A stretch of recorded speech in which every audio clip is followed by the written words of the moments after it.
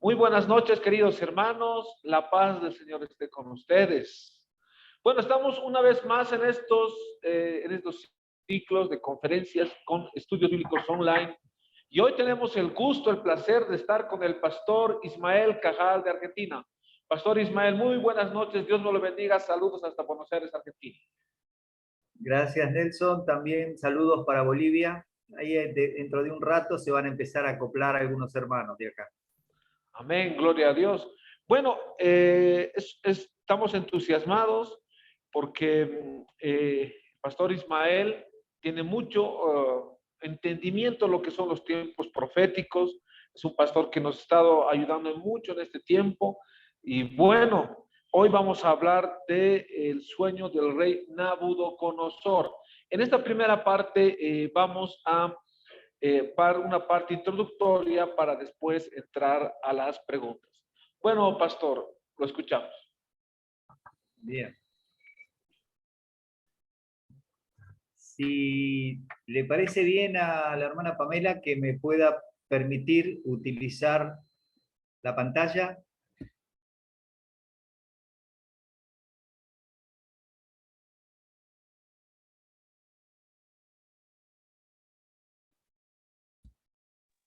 Amén, pastor. Está habilitado. Muchas gracias.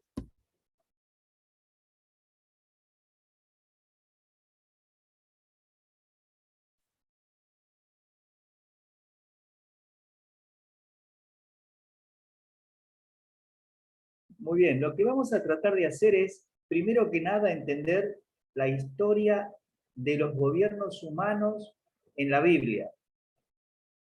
Y para eso, nosotros deberíamos, básicamente, ubicarnos así. Cuando vamos a hablar de reinos terrenales, de gobiernos humanos, tenemos que dividir. De Génesis 1 al 8, es Dios el soberano. Por supuesto que lo es en toda la historia. Pero de Génesis 1 al 8, Dios es soberano en su relación con el ser humano. No están todavía los judíos. No está la iglesia. Por lo tanto, siempre hay que cuidar, cuando uno estudia estos primeros capítulos, entender la forma en que Dios se ha relacionado.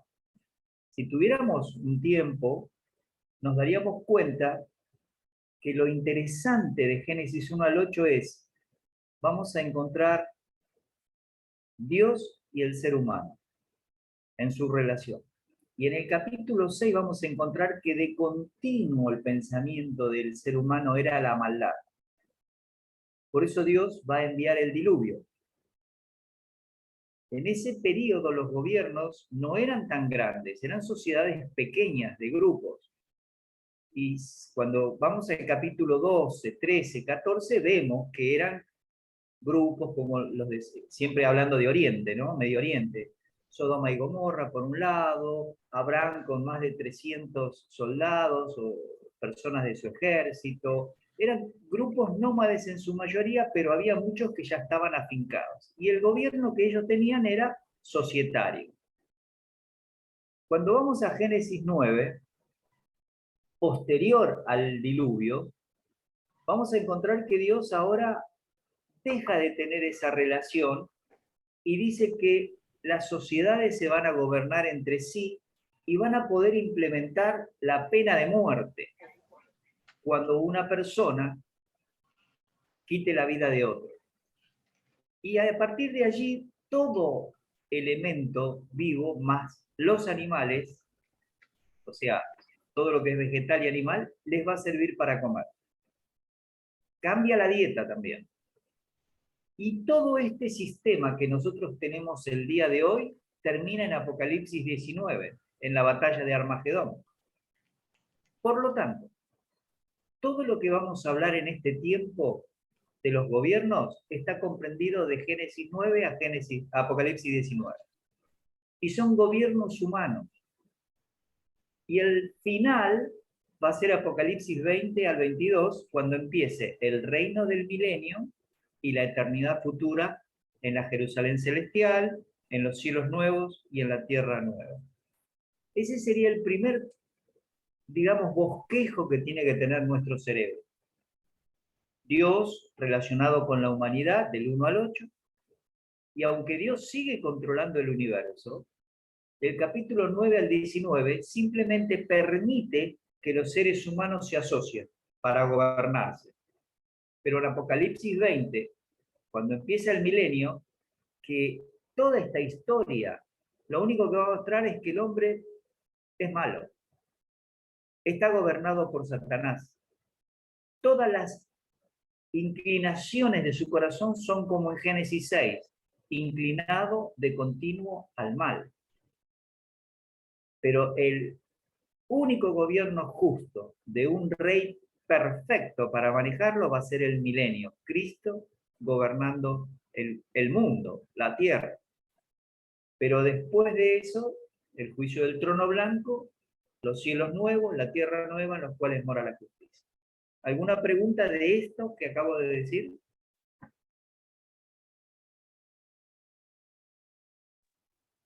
Bueno, hermanos, ¿alguna pregunta habrá?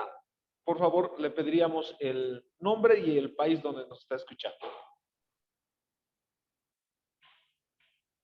¿Hay alguna pregunta? Bueno, Seguimos entonces. seguimos. Lo que nosotros vamos a hacer con el pastor Nelson es hablar un poco de las formas de gobierno. Nosotros conocemos por lo menos como mínimo 6, aunque algunos historiadores nos dan 24 formas de gobierno. Pero las 6 se han dividido en formas puras e impuras. Lo curioso es que las formas puras tienen que ver con la monarquía, que fueron las primeras que vamos a encontrar en la Biblia. Nabucodonosor, de hecho, es el rey, es el monarca, a quien Dios los va, cuando veamos el tema de la imagen, del sueño, le va a colocar como cabeza de un imperio. Pero después aparece la aristocracia y la democracia como formas medianamente puras o no corruptas de gobierno. Pero cuando aparece la tiranía, la oligarquía, la demagogia, son considerados como formas impuras o corruptas. Yo lo que le pediría al pastor Nelson que nos redondee estas ideas, dado que él tiene una formación en filosofía y relacionado mucho con la política. Bueno, muy buenas noches, hermanos.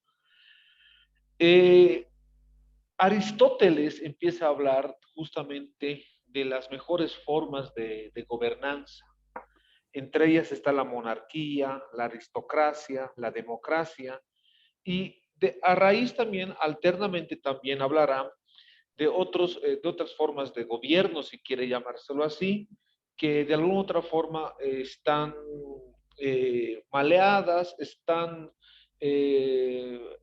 filosóficamente se puede usar de repente la palabra destruidas, que va en contra de la sociedad, en contra del bien común, si quiere llamárselo así. Entre ellas está la tiranía, la oligarquía y la demagogia, ¿no? Bueno, no vamos a hacer un estudio de esto, por supuesto, pero me llama mucho la atención dos conceptos que tenemos que partir, es el antropocentrismo y el teocentrismo, ¿no? El antropocentrismo es una figura filosófica de la modernidad donde justamente se le pone al centro al hombre y no a Dios, ¿no?